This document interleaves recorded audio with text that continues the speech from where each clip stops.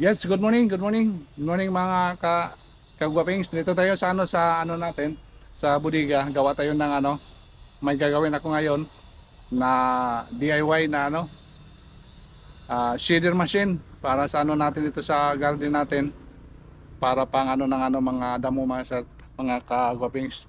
Kaya naisipan ko dito yung mayroon tayo dito hindi na ginagamit na hollow block molder. Kaya ito na lang gagawin natin. Tumasate oh. Yan. Yung hollow block molder natin na hindi na ginamit, ito na lang gagawin natin ng shader machine. Yan. May mga frame na kasi siya.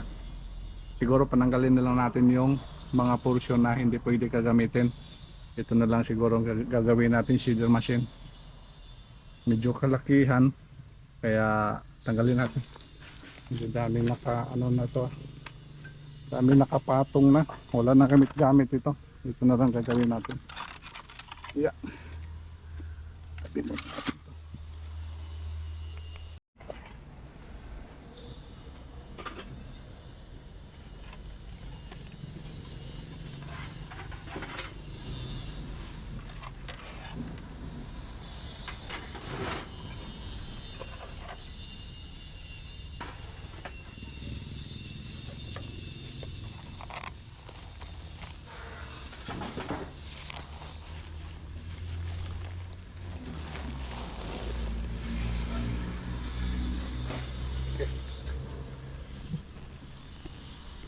Pwede pa ito.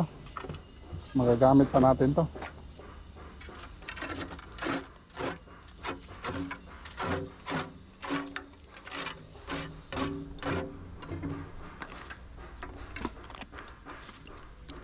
Magana pa ito. Gas na. Ikakalawang na.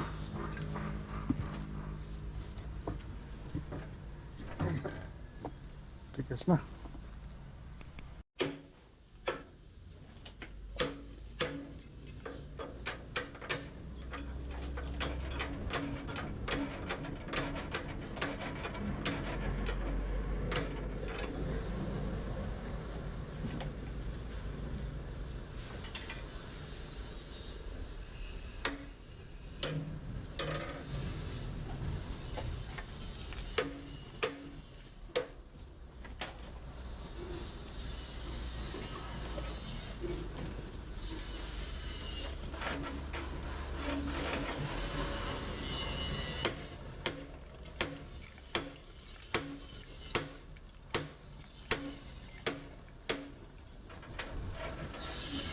Tigas na.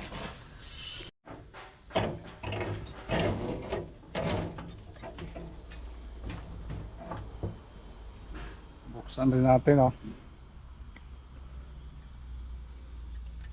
Ito yung pananggalin natin. Medyo mahirap-hirap to. Dahil yung tanggalin.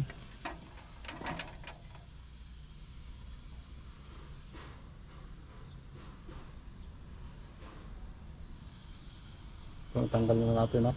Kalawang na.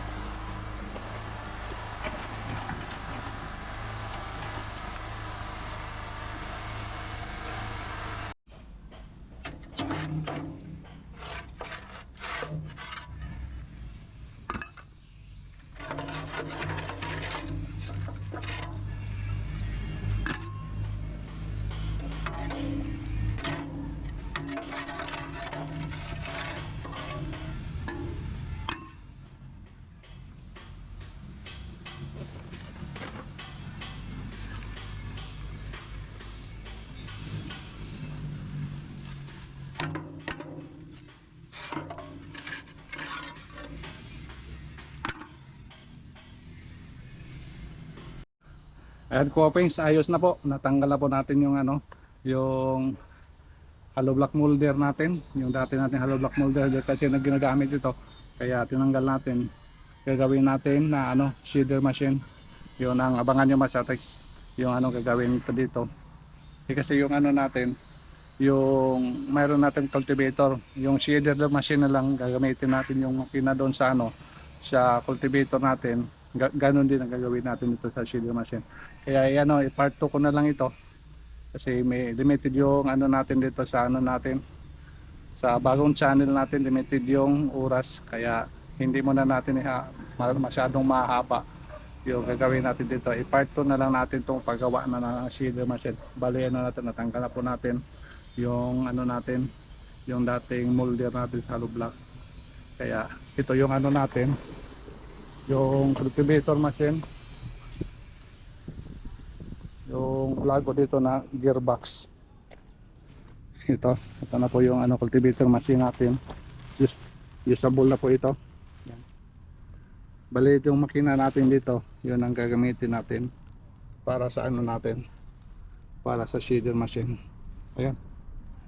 Ayun muna ang kaganapan mga kagupings, yung ginawa ko dito para sa ano natin, sa old hollow block molder turn into seeder machine. Thank you so much for watching. Bye bye.